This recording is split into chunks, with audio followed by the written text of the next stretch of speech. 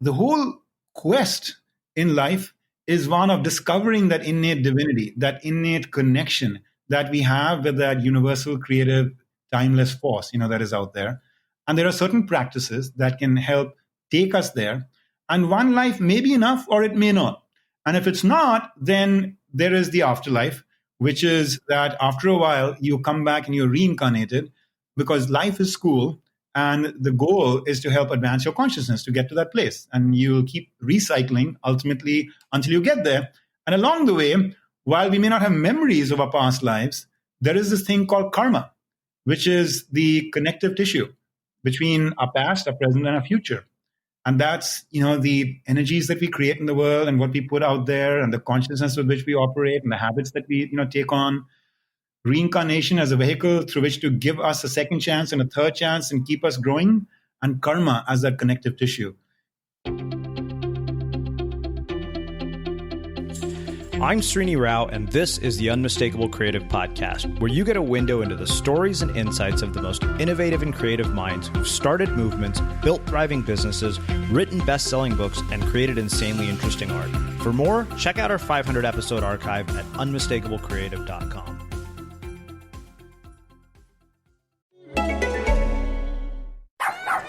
You're ready to get back into yoga, so you ordered the essentials: a non-slip mat, yoga blocks to keep balance, and an exercise ball. And you used your Bank of America Cash Rewards credit card, choosing to earn 3% cash back on online shopping, or up to 5.25% as a preferred rewards member, which you put towards the cost of your most essential yoga gear: noise-canceling headphones.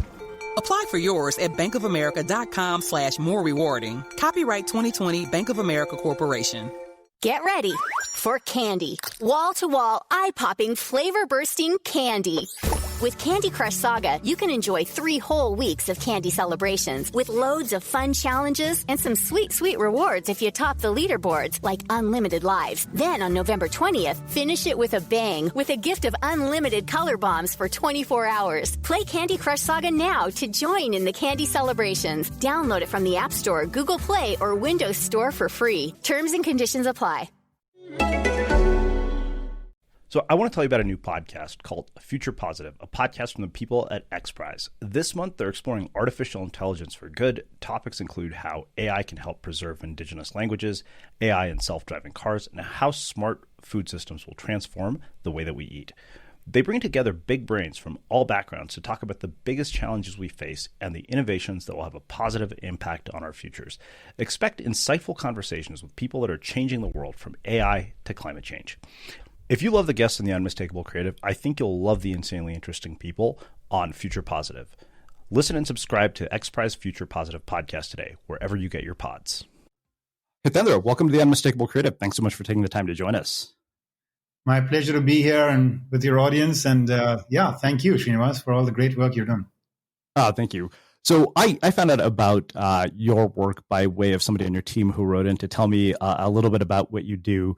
And, I think to me, what intrigued me so much about your story is you're this sort of walking paradox of blending, sort of this very intellectual side with this very spiritual side. So I want to start with what I feel is a very fitting question, given the nature of your work. And that is, what religious or spiritual beliefs were you raised with, and how did those end up impacting the choices that you've made throughout your life and your career? It's a beautiful question. I was born and raised in India as part of the, the mainstream faith of Hinduism there.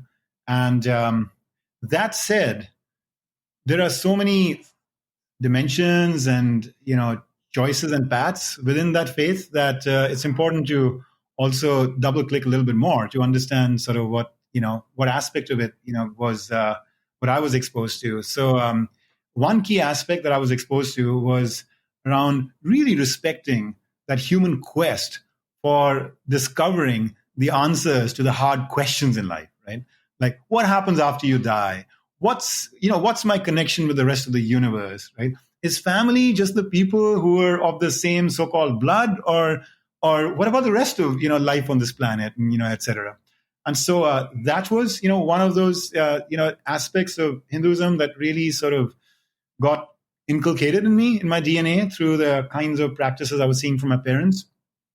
And then the other one was the more practical side of seeking to have a path, a teacher, a teaching that gives you a stepwise approach towards self-realization, towards discovering the fullest potentialities that exist within each and every one of us. And I was very grateful that I was around 10 or so when I kind of like discovered my teacher, my teaching, my path in the work of who became the founding father of yoga in the West, when coincidentally, he came to the United States exactly 100 years ago in 1920, Yogananda. And his teaching, his way of translating timeless, scriptural wisdom into a practical modern form and seeking to blend Eastern and Western into one integrated view of what like a good life can be about was something that I picked up from my faith, but also taught me to embrace and appreciate truth from wherever it comes in the universe. Yeah. See, I guess that, like I said, it's fitting that I'm talking to you on the day when I published this, article about the 10 universal principles that can guide us today, because you have had very different experiences with faith in that, to me, what I experienced as a Hindu was, idol worship and ritual that seemed to have no real rhyme or reason behind it. And it felt more like superstition than faith. And the thing is that, it seems like you were exposed to very sort of deep questions about the meaning of life at a very, very early age. Why do you have that contrast? Because I can't imagine that I'm the only one who grew up the way I did with, my experience with the Hindu religion, to the point where I basically told my parents, look, I'm happy to go to the temple once a year on New Year's, but other than that, leave me out of this. And like to appease them, I will participate in pujas and all this stuff. And at the same time, there's a part of me that's like, I don't entirely believe any of this. I relate so much, with you. And in some ways that, that struggle that you experienced is the big question of the ages. I mean, so many people are turning away, from church and from religion because they're not being very compelled, by those kind of blind faith, like ritualistic, like external practices, the kinds that you were just talking about. And yet, by getting somewhat, untethered from those, they're also getting a little bit unmoored at times because there's a spiritual core to faith and tradition that sometimes gets a little bit sacrificed in that same, rejection of some of these outer practices. And I went through a little bit of that. So I think it's very mainstream, the kind of practice that you're talking about of rituals and, idol worship and, et cetera. And it's there very actively in the India I was growing up. I was, I guess, fortunate that my parents, saw their spiritual quest to be as much the inner as the outer. And by virtue of that, I was able to get exposed to the inner, the inner journey. And Yogananda's teachings were essential to me for that. And once I got exposed to that, I found my home. I found my way to get to the answers that I was looking for. And I actively rejected most of the outer, the kinds that you're talking about. But in rejecting the outer, I was going deeper on the inner, as opposed to completely distancing myself, from the faith, which I feel very fortunate about. What I've learned, for example, from teachings like Yogananda's, right, which are just a repackaging of ancient wisdom, right, is that for every great faith, there is an exoteric, which is the superficial, the outer, the form-based, the part that is very temporal. It's very tied to kind of what's happening at that moment in the history of civilization and the sensibilities of the people and all of that. There's the exoteric, but then there's the esoteric. And the esoteric are these more mystical kind of quests about, is there like a higher power? And is there this energy? Is there a consciousness? And what's my connection to the rest of, kind of life, both times past, present, and future, and all of that. And that, that esoteric stuff cannot be just absorbed merely by, kind of blindly following a certain ritual or a tradition or a messenger or a priest or what have you. It has to come from deep inner work, from self-discovery, from a certain kind of like, effortful pursuit of the inner life. And that makes, to me, religion and spirituality much more real, more satisfying, more authentic, more true to myself. Yeah. Well, it's funny because I think that in my mind, when I, like to me, religion was this sort of implicit contract with God. It was like a quid pro quo with God, where parents would be like, "All right, pray before you go into this test." And like, I still remember sitting in an economics midterm with a Ganesh, thinking I was like, "Oh yeah, this is going to make sure I get a good grade." And of course, I did terrible on the test, and I was like, "Okay, wait a minute." But, the reality is, I think it's like, well, maybe you should have just studied harder and not depended on God to ensure that you get a good grade on this. Because I think that was kind of my ongoing understanding of, this experience of God. But, the thing is, I still remember I had an experience in India where I went to this place called Shirdi, which is this holy place that my dad insisted that I go to. He said, look, just go to the temple for a day. He's like, that's all I'm asking. And, I said, okay, fine. And this was 2007. And we got there and I kind of was shocked to see the things that people were willing to do in the name of God. You get there and the lines are atrocious. I mean, of course it's India, so it's crowded, but people are shoving each other. They're pushing each other. And my uncle turns to me and says, yeah, you can even go and pay your way to the front of the line.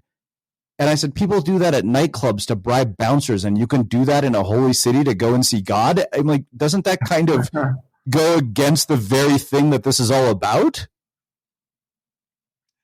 Yeah, I mean, that's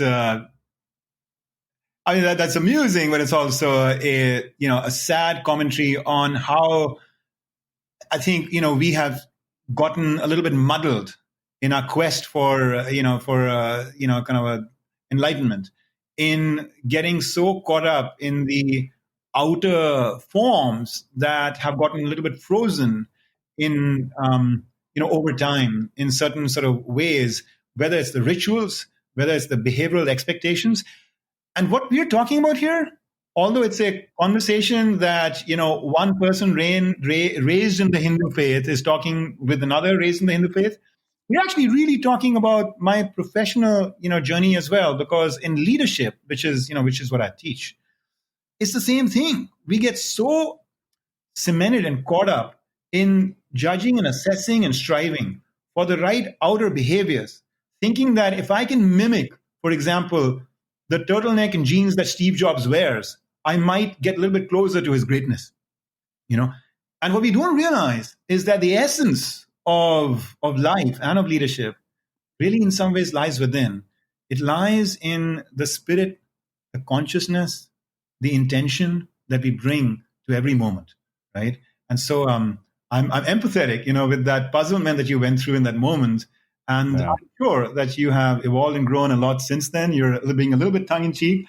But what do you think about the conversation we're having? And is this all, I'm guessing this is all not new to you, right? You have. No, so I'll tell you what prompted me to want to start with this. As we alluded to, I published this post on principles from Hindu mythology.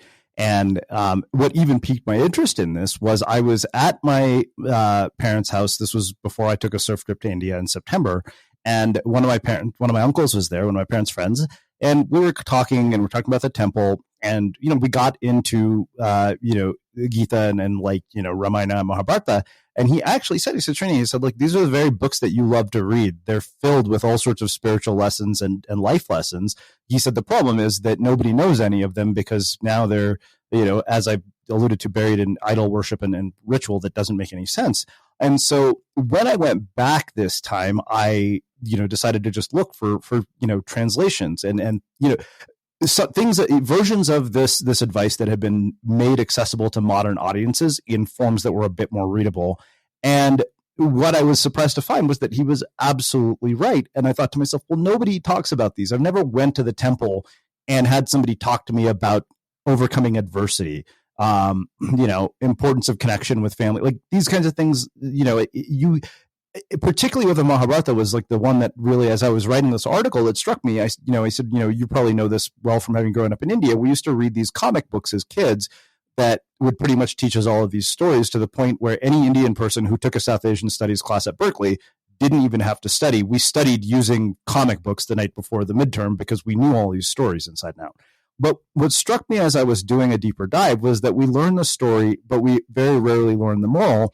And not only that, we often were taught to not to overlook the difference between good and evil, and those we thought were good actually did many dishonorable and unconscionable things. So the thing is, I think for me, there was a difference between faith and superstition. And to me, a lot of what I'd experienced felt a lot more like superstition. Like I said, there was the example of Indians don't get their haircuts on Tuesdays. And, and apparently even you didn't have an answer for me in our conversation before we hit record, to the point where the answers were hilarious when I went to Quora. It was like, barbershops are closed on Tuesdays in India. Well, and still in America, people don't get their haircuts on Tuesdays when they're Indian. So that's the thing. Like, I think for me, as you know, from being an interviewer, my natural, inclination is to ask why. So, and I don't know if this is just an Andhra thing, but, when we buy new cars, we put 4 lemons under them and we drive the lemons over them. This is like the puja for the new car. When I asked my mom, why do we do this? She said, I don't know. We just do. Yeah. So let me, I'm a mathematician by sensibility. That was my first love. And it took me a lot of effort to actually consciously choose to walk away from it when I finally decided I wanted to kind of, engage more, socially and in business with the world and, and all of that. But I always seem to go back to those instincts when I approach any of the harder kind of challenges and questions in life. So mathematically, if you were to ask me, Srinivas, as to like the core tenets of this faith of Hinduism, right? Much as it's gotten caught up a little bit in this, distracted, ritualistic kind of forum, over the dark ages, and the, vestiges of that are still with us, even though we're entering a little bit more of the age of enlightenment.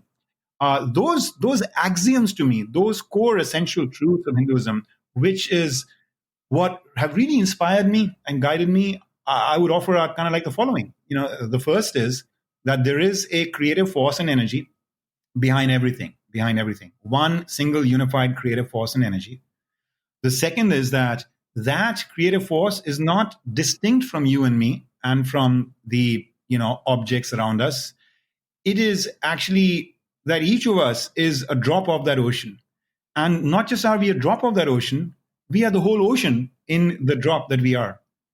And the whole quest in life is one of discovering that innate divinity, that innate connection that we have with that universal, creative, timeless force, that is out there. And there are certain practices that can help take us there. And one life may be enough or it may not. And if it's not, then there is the afterlife, which is that after a while, you come back and you're reincarnated because life is school. And the goal is to help advance your consciousness to get to that place. And you'll keep recycling ultimately until you get there. And along the way, while we may not have memories of our past lives, there is this thing called karma, which is the connective tissue between our past, our present, and our future. And that's, the energies that we create in the world and what we put out there and the consciousness with which we operate and the habits that we, take on. So these core constructs of the creative force, the individualized soul as an expression of that in each of us, our ultimate divine potential, reincarnation as a vehicle through which to give us a second chance and a third chance and keep us growing, and karma as that connective tissue. Those are the axioms that I use when I think of myself, influenced and shaped by the faith. And all of this outer stuff about whether you cross the, once the cat has crossed the road or whether this thing happens on Tuesday, to me, that's a major distraction. And I just kind of leave it out, Okay, interesting. I want to come back to all of this, but before we do, I actually want to do a dive into your actual career trajectory. I mean, you mentioned that you are a mathematician by trade, and I wonder, what led you down that path? Because as I joke to people, I am the Indian person who sucks at math, or so I thought. And my dad always used to say, math is the only subject in which it's completely objective. When I would get bad grades in my English classes, he would be like, hey, focus on math, because he's Indian. That's what Indian parents do. But, you have had this really sort of, I think you're a true mathematician in the sense of somebody that I could learn something from, where I could apply, universal concepts from math to my daily life, as opposed to sitting in a calculus class learning how to find derivatives. Wow. Yeah. Well, initially for me, I didn't have a whole lot of self-awareness, except I just had this like strong intrigue, attachment, engagement, joy, from mathematics. And I became a lot more introspective in my 20s as I started to really ask myself, what my relationship with this discipline is, and then how that connects me with life and with the world and with ultimately the need to choose a profession and all of that. And initially, for a while, it looked like I was divorcing myself from this discipline. I was kind of like walking away from it in choosing to pursue more of a business career, work more in management consulting, go to Silicon Valley, do a startup. But over time, I realized that actually those central tenets of mathematics have informed and guided me at every step of my journey. And that rather than distance myself from them, I've sought to reinterpret them and re-express them in broader terms, in a world that may not be necessarily numerical or full of abstract mathematical symbols, but there is still the opportunity to bring that sense of essentialism, that sense of relationships between entities, that hunger to look for patterns and to find some kind of timeless truths, which is what mathematics is about, to find that even in the arena of human behavior and of life. Wow. So why is it that somebody basically like me who was okay at math basically goes into a class like at college and looks at it, and suddenly we went from being able to make sense of all of this to this is just Greek to me. So even when I got to computer science, I remember taking one computer science class, and of course there's a strong overlap between math and computer science, and you get to this concept called recursion, and that was it. I knew I was about to get a D in the class, and I dropped it for the semester. And I think that something happens somewhere along the way where we look at something like mathematics, particularly the kind of mathematics that you do, the stuff we see in Good Will Hunting, and it appears to us so daunting that we're like, we would not dare touch something like that. One, how do you get back to a place where you're able to go and say, okay, look, this is incredibly complex, but I'm smart enough to actually go and find what's useful in it, to go look for what you're talking about? Because I'll give you an example just for context. So Naval Ravikant had mentioned, sort of this concept of, if you really want to develop your knowledge base, he said you should read the foundational text in any given field. And he said, instead of reading 100 business books, read The Wealth of Nations. Now, I was a C- student in economics at Berkeley. And so something like that would have baffled me. It just wouldn't have been accessible. So I actually sat down and I read it. And I was stunned by how it allowed me to see my business. Like I could actually see how I run this business through the lens of everything Adam Smith talks about for the first time. But that is not something that, it took just happening coincidentally reading a tweet. Otherwise, I would have written it off as, okay, this is archaic. It's difficult to understand. I wouldn't touch it. And I kind of feel that way about mathematics. Yeah, I think that was a beautiful, piece of guidance that he gave. And it's a testament to your, ever evolving, self and your commitment to growth that you took it on and you experienced such, beautiful breakthroughs from it. And I love that thought. I love that thought because when I've studied, for example, great leaders from history, one of the things that I find across them is the commitment to radically simplify and to define for themselves that core essence of what their principles are, what their guiding sort of, practices are going to be. So you take Abraham Lincoln, for example.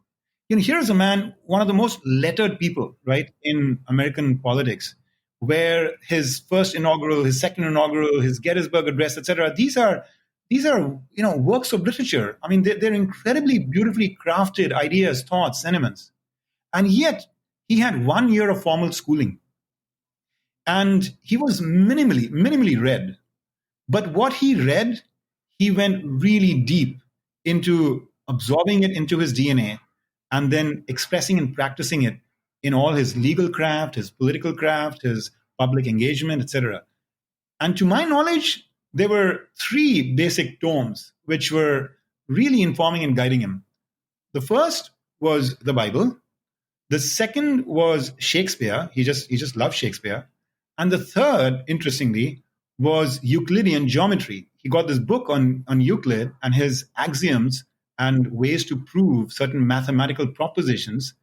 And he started to find that framework very helpful in thinking about democracy, about liberty, about the Constitution, the Declaration of Independence, etc. And so that that's just one example where it plays to that advice that you got from Nawal, that going to the classics and just going deep into them can give us much more at times than the state of busyness and clutter that our mind can take on if we're constantly trying to race against time to read and master the latest top 100 books of the last year. We're all shopping for essentials online these days, and now you can get rewarded for it. With a Bank of America Cash Rewards credit card, you can choose to earn 3% cash back on online shopping essentials. The essentials have never felt more rewarding. Visit bankofamerica.com/more rewarding to apply now. Copyright 2020 Bank of America Corporation. What if you could forget about vacuuming for months at a time and still keep your house clean without lifting a finger? Sounds like a futuristic dream that's too good to be true. Well, it's not, because that's exactly what the Roomba i7 Plus robot vacuum does. I've been using one for months, and as a person who was traumatized by my mom's incessant need to keep our house cleaner than Buckingham Palace while I was growing up, having a robot that does our vacuum is so cool. I wonder how I ever lived without it. And the carpets where I live are so spotless that even my mother would be impressed. Powered by iRobot Genius, the Roomba i7 Plus robot vacuum is smarter than ever, learning where and when you normally clean and suggesting personalized schedules so you can focus on everything else. Plus, during allergy or pet shedding season, it can suggest extra cleanings to keep your house tidy year-round. The Roomba i7 Plus robot vacuum can clean specific messes for right when they happen, so if you're racing out the door and notice crumbs under the kitchen table, you can use the iRobot Home app or Google or Alexa voice assistant to tell your robot to immediately clean that spot and consider it done. To learn more, go to irobot.com/unmistakable.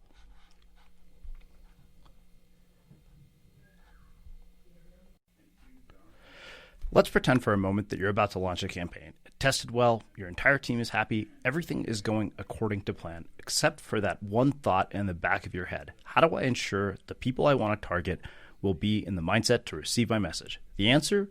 LinkedIn. Because when you market on LinkedIn, your message reaches people ready to do business, and that means your advertising campaign will work as hard as it can as soon as you launch it. Over 62 million decision makers are on LinkedIn, and they're thinking about their business. It's one of the many reasons more than 78% of B2B marketers rate LinkedIn as the most effective social media platform at helping their organization achieve specific objectives.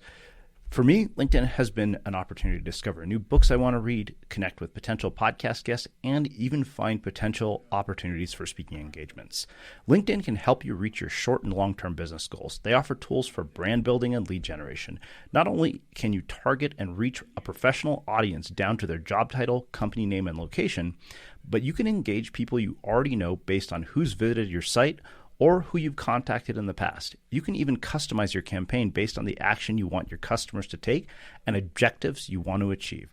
Doing business on LinkedIn, the world's largest professional network, can help you reach your marketing goals. Do business where business is done. Get a $100 advertising credit toward your first LinkedIn campaign. Visit linkedin.com/creative. Again, that's linkedin.com/creative. Terms and conditions apply. Yeah. Well, I think that makes a perfect segue to one other piece of this I want to talk about. You, having heard our interviews, probably know that there's no way you and I are going to get out of this conversation without me wanting to talk to you about education. You've been a professor. You are a professor. And so the thing that I wonder, as I jokingly say, I'm a failed byproduct of the traditional education system. I mean, even though I'm not really, but I have felt that, we've created a system in which we force square pegs into round holes, and it works for a lot of people. It works well enough that there's no reason to question the structure of it. Of course, now we're in a moment in history where we're being forced to finally question these institutions and structures that have been in place. And I wonder, as somebody who has worked as an educator, not only as an educator, but in one of the most elite institutions in the country, what do you think is wrong with it? What do you think is right about it? What would you change about it from your vantage point? I'm actually very touched that you asked me that question, because you hit upon a chord that has been really active in me over the last few months. And Yeah, this is really the first opportunity that I'm getting to, in a, if you want to call it, more public forum, express and explore some ideas that have been germinating, over this time. And I'd be curious about your reactions, your audience's reactions. So thank you for offering that up, and let me see what justice I can do to a powerful question that you're raising. First of all, my personal education was in the system in India, all the way through school and then college, and then I came to the United States for graduate school. Since then, I have operated here in the United States, and therefore my exposure, certainly over the last couple of decades or so, has been more to American institutions. And so I can speak a little bit more, to those. But some of the comments I'm going to offer, I think, are applicable probably for school and university systems for a large part of the world. There are many things here in America that I really like about our educational system, in the manner in which, for example, it fosters curiosity, a certain independence of thinking, a certain respect for that very personal quest that each of us is on to carve out kind of our own niche, in the world and find our own calling, rather than rigidifying and creating like very siloed, disciplines and pushing us to, kind of like just like pre-choose at a very early stage and then get stuck with it. The capacity to reinvent yourself, to stay ever curious, to open people up to various kinds of educational, immersive like opportunities all the way through the life, etc., is an aspect of higher education in America that I'm really grateful for, and I feel has been a strong force in a culture that, while it's under siege in many regards, is still got many leading light aspects to it, right, in terms of what it can offer the world. Now, that's it. By the way, and also the commitment to a scientific, sensibility, a process of fact-based, data-driven, experimentation-based discovery of knowledge, and that is open to questioning some of the orthodoxies of the past. I think those are all some of the inspiring strengths of this system. The fact that it brings together people of a very international milieu, right? We tend to have a fairly significant international presence here at Columbia and in many peer schools and all of that. And I think the way it throws people into these situations, a lot of diversity of thoughts and cultures and all that around them is beautiful. What I think we need to do, though, to reimagine and reinvent these institutions and education for the kind of humanity that we see so much of a yearning and striving today from people, from society, to want to sort of enter, to want to kind of like walk into, is the following. I think that what's missing is an appreciation that we are not just functions of our intellect. We are whole beings that also have heart, that have feelings, and that also have a spirit that nurtures and fires us up from within. So we need to find a way to help support the growth in that whole person, not just in the intellect. One part of that is to have more reflections and classes and learning journeys, which are around themes of, morality, around philosophy of life, around the hard questions, the kinds we were talking about earlier, bringing in perhaps more spiritual pursuits and explorations in the educational arena as well. But another part of that is to move away from purely, if you want to call it, intellectual tests of when we have mastered a certain discipline, instead to a place where we can demonstrably show that we have grown and developed the human condition, that you have walked out from our educational program not just more informed, but also a better human being. How can we help you sculpt character? How can we help you tame certain bad habits? How can we help you shift certain mindsets into a more expansive and unified kind of place? And so that to me is something that education hasn't yet fully mastered and understood and invested in cultivating in people. And it's something I'm giving deep thought to. It's what if there was a school for life and leadership, where we recognize that each of us is invited to maximize our positive impact with whatever resources that we have available to us, which keep changing and evolving over the course of our career and our lives. But what are the core qualities that you and I and we all need to develop, whether it's empathy, whether it's gratitude, whether it is inquiry, whether it is a growth mindset, what are those core qualities? And how can we create an environment where we are not making people compete for the best grades, but we are inviting them to be in a supportive learning community, to practice, to stumble, to fail safely, to get feedback, to do more practice and application, and over the course of a year or 2 years or 4 years, emerge a little bit closer to being the best versions of themselves. Okay, so several questions come from this, as you might imagine. One, do you have children? I have one child, and she's a daughter, 18. Okay, so I'm going to come back to that because I have a question about that.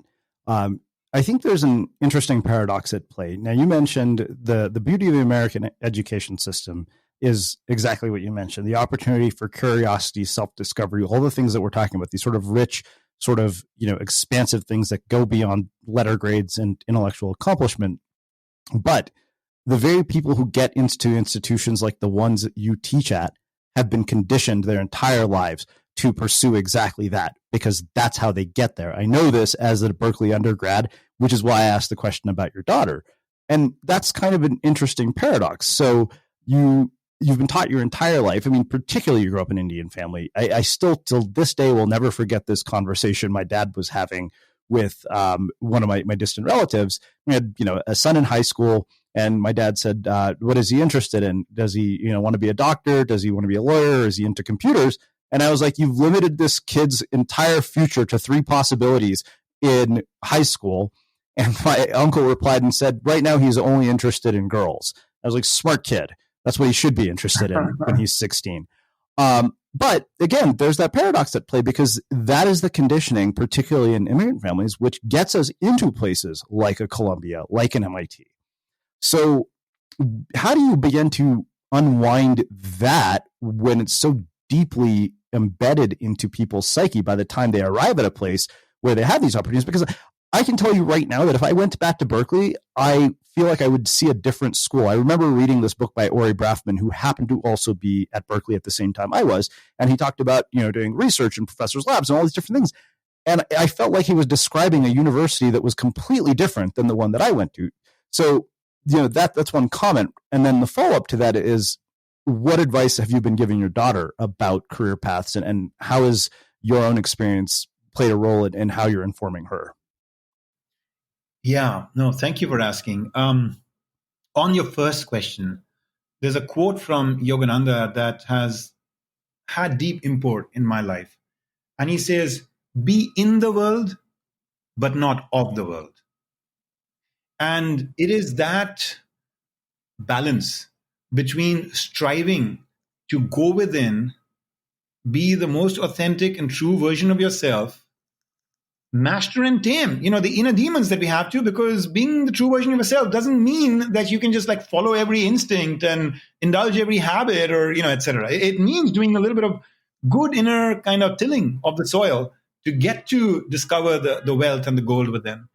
But as we discover the things that truly inspire us, the things that we feel uniquely gifted and prepared to offer and express in the world, the commitments that bring us so much fulfillment that we do not really feel bad about sacrificing so many of the traditional kind of material hungers of the world, because we know we are following our own hero's journey. That's the but not of the world part of the quote, right? But then he also says, be in the world. And that part means we have to respect that ultimately, we are in nature always going to be coexisting with the rest of nature. And there's this give and take.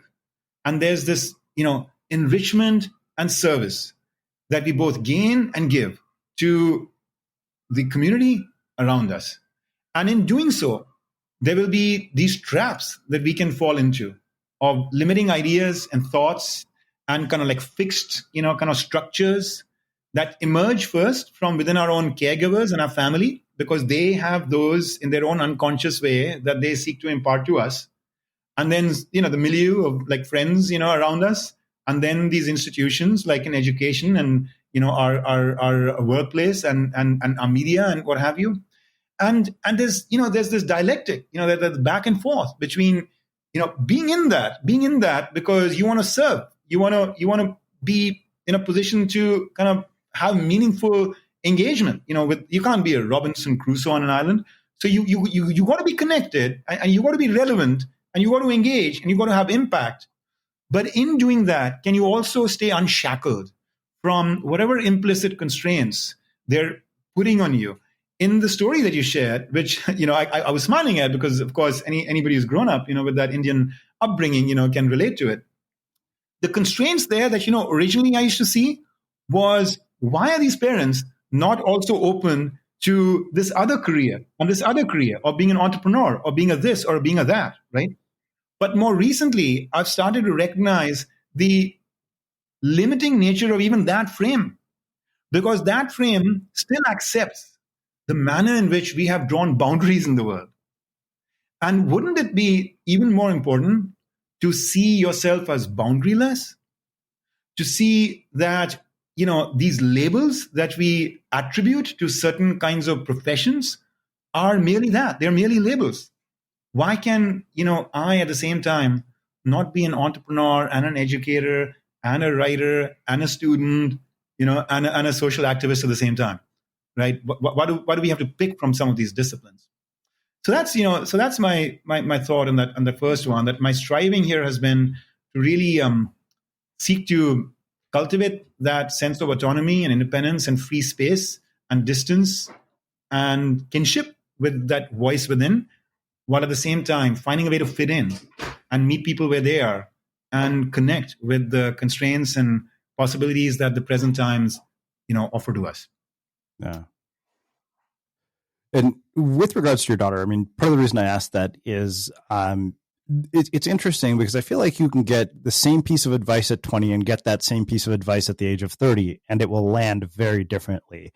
And so I wonder, because, when I look at things like this, I think about how different my response to them is now at, 41 or 42. I'm sorry.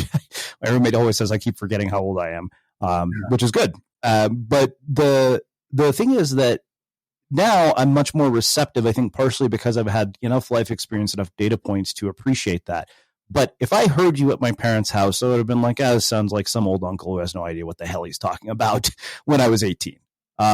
So I wonder, when guiding your daughter, sort of with your own knowledge and your own experience, how has she received it, and how has that impacted her own choices? And what advice would you give to parents listening to this? Yeah, I mean, I remember, so I know you're talking about my daughter, and I'll come back to that, but you sparked something in me about my relationship with my father. So when he turned 80, my mother asked me if I could make a speech. We were going to have some friends over, family over. It was going to be a celebration. And I got a little bit stuck. I was thinking, oh, wow, this is going to be a seminal moment. And here's my, opportunity to pay homage to this amazing institution in my life. And what am I going to say? And for a while, I was a little bit struggling because I realized that a lot of the advice he gave me, I challenged it and I basically walked away from it. And so then I asked myself, what am I going to say if I did things my way and I didn't do things his way as to his impact on my life? And so after struggling with it for a while, the insight came to me. And here is the kind of summary of the talk I actually gave in that moment, because I had these guests there and he was there. I still remember the moment in the back lawn of their home where I'd grown up for so many decades, a couple of decades. And so I essentially offered the following thought, right, which is that, my father said, we shouldn't have any dogs. And I wanted a dog and we got a dog. My father said, you should, study here in this hometown. And I said, no, I'm going to go to New Delhi. And I walked away. My father said, you should follow me in the Indian Civil Service and be a police officer. And I said, no, I'm going to study mathematics. My father said X and I did Y. And I said, that suggests that he really hasn't had much of an impact, on me. But while I felt that way for a few years as to what truly was my relationship with him, in my mid-20s and in my late 20s and in my early 30s, I started to have these experiences where suddenly a memory would flash in my mind of how my dad acted when he lost his mother and the grace and resilience that he showed in that moment. of how my dad acted when there was a lot of political pressure on him to actually do things in a certain way to toe their line and to do things which would have been a little bit corrupt in nature, and how he stood his ground, how he withstood even death threats when phone calls were coming to our home, threatening him, etc., and bravely made his way through that storm to the other side, keeping his spine straight. And what that taught me about the capacity in the human condition to take those kinds of calls, take those kinds of risks, be open to sacrificing at times certain material kind of outcomes in order to kind of do things the right way to get that richness from within. How he acted in service, selfless service to so many people who would be knocking on our doors all day long, wanting to just kind of help him, use the agency of his office to kind of maximize the amount of help that he could give the world. And I started to ask myself, have I, Hitendra, helped anybody on this planet besides just pursue my own path to excellence at McKinsey and at MIT and this and that? Have I actually, stood to my values and really connected with them in the same deep way he did, etc.? And the lesson I learned from those introspections and where they took me was that he had a huge impact on my life. And the way he had that impact was not in the truths and ideas that he sought to preach to me and teach to me, but from the truths and ideas that he sought to live in his own life. And just the subconscious absorption of all of those data points, all of those experiences, all of those dinner time conversations that happened between my mother and my father, and what I was observing in those moments as to the choices and the emotions and the thoughts of what was happening. Subconsciously at a deep level, it was getting embedded in me, and it was going to come out at the right time and bear fruit. So that has been, I guess, like the biggest quest that both my wife and I have been on, which is how do we strive, in a sense, to be like the best versions of ourselves, to show our daughter that we are works in progress, that we make mistakes, that we can apologize, we can respect, her ideas and judgments, even though she might be, a couple of decades or more, younger than us, and that we're striving to really anchor ourselves from within and to engage with the world in a harmonious way, respectful way, joyful way, loving way, but never get ourselves too lost in the affairs of the world. And then see, what she takes away from that. Yes, of course, there are those more coaching and mentoring, like yeah. But the examples that one can strive to set as best one can in one's own imperfect way. Wow. I love that. That was so beautiful. So I do actually want to ask you one other thing. This is something I'm just morbidly curious about from a personal level. So Indians are, at least, my parents we jokingly say, are notorious for their inability to express emotions or, show love in the way that we wanted to. Like, you look at sort of the love languages thing, and mine happened to be words of affirmation and physical touch. And I think I've seen my parents kiss each other once in their entire lives. But the funny thing is that there's this other side to unconditional love, particularly in Indian communities, where it doesn't seem to matter how bad things get, how old you are, or how much your life has fallen apart. Somehow their door is always open, no matter what. That is their sort of ultimate expression of unconditional love. Why is that? Like, what is it about Indian families and Indian communities that creates that? Very deep question. I appreciate very much the spirit in it, and I do really feel such a sense of gratitude for that quality that you have just identified, because at a broad level, I would say that actually, let me share it this way. There is a commencement address that Mother Teresa gave at Harvard University when she was being feted and given an honorary doctorate, and she was there in front of the recently minting graduates of that time, and she said that I come here to America and people tell me, Mother, why are you here? Your work lies in a place like Calcutta because there's so much poverty there. There's so much hunger there. Here there's no poverty, there's no hunger. And she says, yes, there is a poverty and there is a hunger I see here. There is a hunger here for love. And she says, I want you to go back into your families and look for the person who's the most hungry for love, and then just give them your unconditional love. And so I love that idea that there's outer poverty, but there's also inner poverty. And one of the things, even in the modest kind of, accoutrements of a life in a developing, kind of economy like India, that one was definitely very blessed to have, which, not necessarily true of all families, and not necessarily that you don't get that in other parts of the world, but that I feel very blessed by, is to your point, is that unconditional love. Where does it come from? It's a beautiful question, to ask. I mean, I think at some level, it comes perhaps, and this is just a hypothesis, I wouldn't claim to be an expert, and I'd be curious about your reaction and thoughts on this. It comes from a way in which one is brought up to have a different relationship with love than perhaps, the more modern, in a sense, more Western view. The more modern and Western view at times can be that it's a very personal thing. It's a very in and out thing. You fall in love and you fall out of love. And it's, it's just natural that when you feel it, you feel it. When you don't feel it, you don't feel it. I mean, how can you ask me to be loving, when I don't feel the love? Right now I'm kind of out of love. And it's, it's therefore, it's something which is done in a contained way, right? Like romantic love. You fall in love with one person, or familial love. You have two people and you just love them. But there's another form of love, and there's another form of love, which is that it's just an energy in the universe. And when you connect with it, it flows through you. And when it flows through you, it does not discriminate. It's like the flame of a candle. It just warms up anything which is within reach. And that is the intent, and that is the purpose of this love, to just offer it up to whoever is there. And you don't judge that, that wasp is behaving well and that wasp is not. And so I'll shed more light and warmth to that one and not to that one. It's just a light that you have, and you just want to offer it up to the world. And I think that's at least what I discovered in my reflections on this quality of love that one grew up with, to strive to cultivate and be the best, in a sense, channel through which to flow something which is an ever-present energy. I love that. It's funny because, like I said, sometimes, like they'll say do things where you're like, this is, not loving, but then the very thing that counters it is like, okay, it's unconditional. It's just not, it's often not expressed in the way that maybe we want it to be. So let's actually shift gears a little bit here.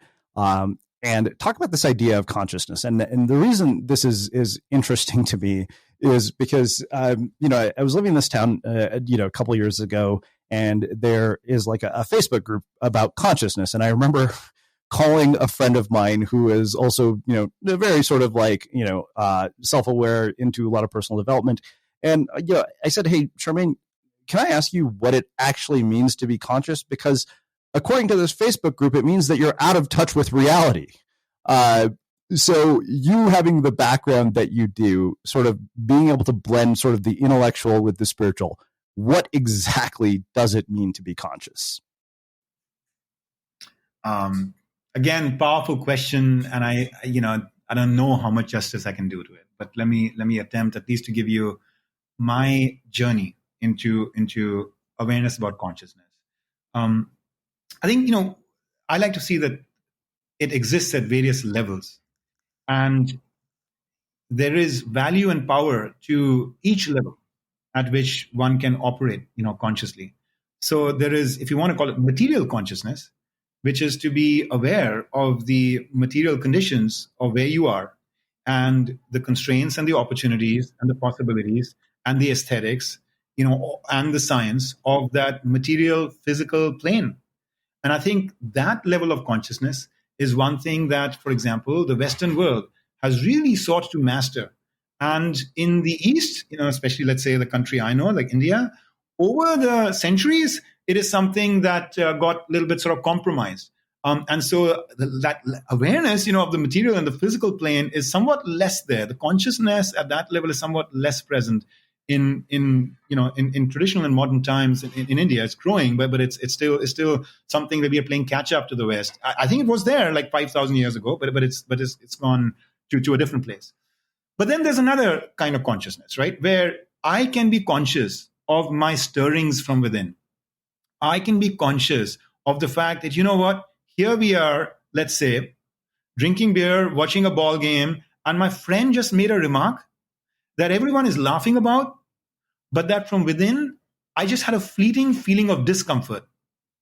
Because maybe that remark was a little bit derisive about an individual or a community, and I don't subscribe to that. And that's what that feeling from within just informed me. But I let it go in the fun and frolic of like the conversation that's happening and the beer that's flowing and the television screen that's in front of us. So would you call that a conscious moment because you're very connected with all of the outer material? Or would you call that a moment where your consciousness is compromised because you didn't pay attention and pay homage and find a way to, act upon that fleeting feeling that arose from within, right? And so I think that once we start to recognize that there's not just outer reality, but also inner reality, then one can start to ask, how many of us are actually consciously aware of that inner reality and are connected with it, acting upon it, being guided by it, using it as just another source of information? And then one can ask, well, am I not just being aware of my inner reality? Am I aware of the inner reality of my colleagues, of my friends, of the members of my family? That they're saying one thing, but I see a little bit of something in their voice or in their facial expression that suggests to me that the reality behind the scenes might be something else. And maybe I need to tune into that and sense and understand their inner consciousness, not just their outer. Now, if you start to accept that idea, then in some ways, the sky's the limit in terms of how much discovery one can do or what that inner consciousness might be about. Because you start to discover there's a plane of thought, there's a plane of emotions, but there's a plane even deeper that truth seekers of the past, mystics of all traditions, people engaged in deep quests of concentrated prayer and chanting and mindfulness and meditation, or walks where they feel a deep connection with nature. Any or all of those people have intuited that, or the transcendentalists here in America, like Henry Thoreau and Ralph Waldo Emerson, they intuited that there is actually a level of consciousness that operates as just a state of being, as something that I access when I can put to rest a little bit the more distracted frames of thought and emotions and actions and senses. And when I get there, I feel whole, I feel timeless, I feel universally connected, I feel my true self. And many of us might be perhaps asleep to that level of our consciousness in our everyday lives. But when we take on some of these practices, or every now and then on a retreat or a certain moment, we get a flash, a glimpse of that gold within. Perhaps if nothing else, is showing us, that there is so much more to expanding and deepening our consciousness than we may experience in everyday moments in life. And just to kind of like add as a coda, to this conversation, I remember sitting in a movie theater in the pre-COVID days with a dear friend of mine. And, as you watch, just kind of like having the intermission, because this was in India, and, we have these intermissions, these intervals in the middle of the film, as you might know if you kind of spend some time there, Srinivas. And so at the intermission, we were just having a little bit of the back and forth. And she said, Hitendra, this thing you talk about, like joy in meditation and peace in meditation and this connection and all of that, it seems so unreal. It seems so like just intangible and just like, it's just like so hard to kind of like fathom. And I looked at her, because I was in her shoes for many, many years when I was drawn to this, but not really pursuing it, since the age of 10 all the way to like my early 30s. But then I got into it. And now it's been like, 18 plus years. So I've seen both sides of it. And so I looked at her and I smiled and I said, I'll tell you this. That experience of who I am is so much more real to me. And I have so much more conviction that it is true than I have conviction that you and I are sitting here right now having this conversation in the middle of this film. And she looked at me startled. And I said, well, here's why. Because you and me, we're going to finish this experience. And once it's done, it's done. And 5 years from now, it'll be like a fading memory. And 10 years from now, I may not even be able to recall the film. And perhaps at some point, I may not be able to recall the conversation we had. So is this real or is it a dream? Tomorrow, it's going to be some combination of those. But this thing that I have within, it is changeless. It is eternal. It keeps getting reinforced. It's the same and it's always there. Anyway, that's a couple of thoughts on consciousness. Wow. I can see why you were one of the most popular professors at Columbia. There are two other questions that I have about this is, how does this play out in the world of leadership roles? Where do we apply this? I mean, I feel like in a lot of ways, we've been more or less talking about leadership throughout this entire conversation without necessarily calling it that. Yeah, I think I've had the privilege of going to different parts of the world and kind of having conversations, giving talks, consulting, training, etc. And what I find, to your point, is that first of all, there's the semantics of leadership. Like, what do you mean by leadership? And the word carries different baggage, in different parts of the world, and also in our own culture. We have gone through highs and lows with regard to leaders, and so I just want to kind of like unpack that word for a minute, right? And so for many of us in the West, leadership is seen as somebody in a position of power and authority, with a certain amount of resources and certain people reporting to them, and then unleashing their genius, on their organization, their community, their movement, etc. And I would want to invite us to maybe challenge that, to refresh that. And I would say that, in some ways, we can think of each of us in any role being invited by life to have the maximum positive impact we can in that role, in that moment, in the best ways we can, with the resources we have. And here's a way for me to illustrate that. A friend of mine shared the story. He's actually a monk. He's in India, and he said, "Hitendra, let me share this very sweet moment, with you. I was, in this very small town, and I was walking by on the street, and there was this, this homeless person, asking for alms, for money, to kind of like support himself. And I took, kind of like sympathy, with this man. He was a paraplegic. He didn't have his lower part of his legs, and he was sitting there. And so I saw a tea stall, and I said, let's buy you some tea. Would you like some tea? And he said, "Sir, that would be very kind of you." And so I bought him a cup of tea, and I placed it, with him, and then I started to walk away. And I noticed that he was dropping a little bit of the tea on the ground. And then he took his first sip. And I was curious, here's a man who's really hungry. I've given him the gift of this tea, and he's wasting some of it, on the ground. Is this some kind of like crazy ritual that he's following? And so I went back to him and I said, "Sir, I'm just curious. Why did you do that? Why did you waste some of the tea when you could have had all of it?"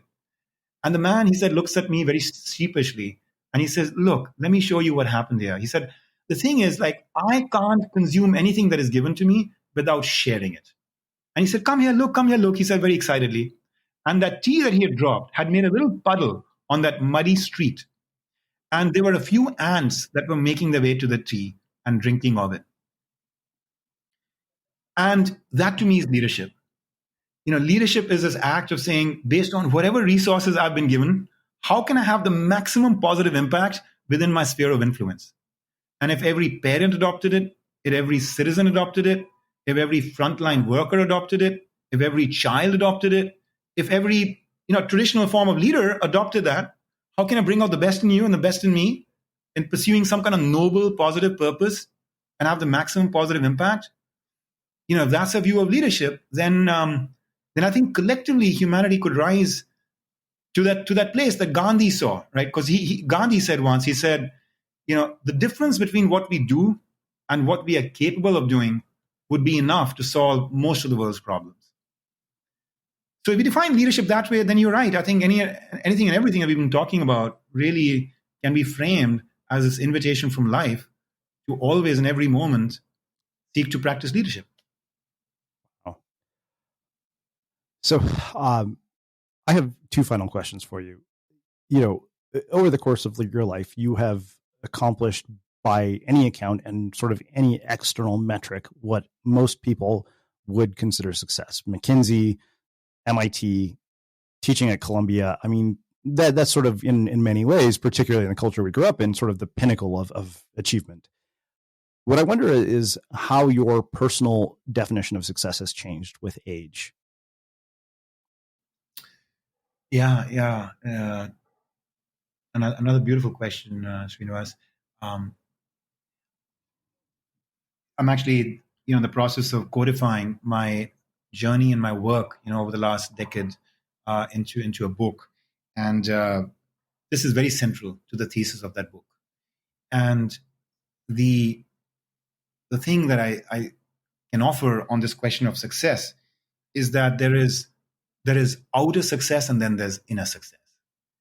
And the story that, the MBAs that I, hang around with at the business school that is most popularly associated with success is this moment where Alfred Nobel once read his own obituary in the newspaper and suddenly realized that the world was going to dislike and hate him, because as the inventor of dynamite, this obituary said that here's a man who killed more people faster than ever before has died.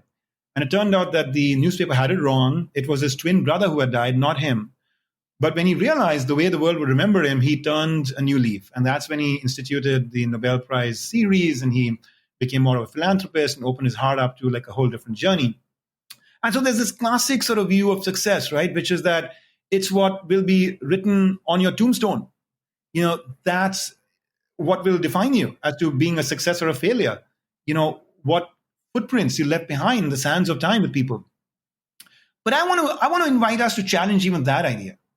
And I want to say that that's still a way of thinking about success from the outside. And there is another way of thinking about success, which is from the inside. And that definition comes from the following idea, which is that there's this theater of life. And each of us are actors, as Shakespeare said so much more eloquently in his writing. We're actors in this theater of life, and we have to play our role. And this notion of success being what will be written on your tombstone is the notion that I got to do my best job so that at curtain fall, I get a standing ovation from the audience. But what if at curtain fall, we suddenly wake up to the realization that as you're taking your last bow, actually the only person whose appreciation and respect you're looking for is you yourself. In other words, you realize that the only thing that you really wanted to do and achieve and accomplish is to get to a place where in that moment of passing, you can feel whole, you can feel complete, you can feel you've done your best, you can feel like you've maximized the moments of life in a way that really harmonized what life gave you and what you gave back to life. And so that's what I call inner success, that metric through which we will measure our own selves and the feelings that will be evoked in us at that moment when we are seeing curtain fall and are gracefully departing from that stage of life. Wow. So I have one final question for you, which is how we finish all of our interviews here on the Unmistakable Creative. What do you think it is that makes somebody or something unmistakable? Sorry, Srinivas, would you mind repeating that? I don't think I heard your question. Yeah. No worries. What do you think it is that makes somebody or something unmistakable? Inner charisma. Inner charisma is where it is not merely what you're saying or doing from the outside, but it is the truths that you have lived from the insides. And they just show up in you. You don't even have to speak a word. You don't even have to perform. Just being in your presence can somehow activate that consciousness in others. I've seen that from my studies of some of these, inspiring figures and from the presence of some of these kinds of people that I've had the privilege of spending time with. For example, in my study of, Steve Jobs, people said when you were in his presence, you just felt you could be so much more creative than otherwise. People have said that in the presence of Mother Teresa, you just felt so much more compassion for the world. People have said in front of Winston Churchill in the Second World War, you just felt so much more courage. So the capacity in these people to have lived those truths in a way so that just being in their presence just invoked these soul qualities of creativity and compassion and courage. That's what I call inner charisma. And that's, I think, the ultimate signature of every individual. Is the way I think of it, Srinivas. I know you've got many brilliant answers to that question in the past. I loved that answer. This has to have been one of my favorite conversations that I've had this year. It has just been breathtaking, beautiful, eye-opening.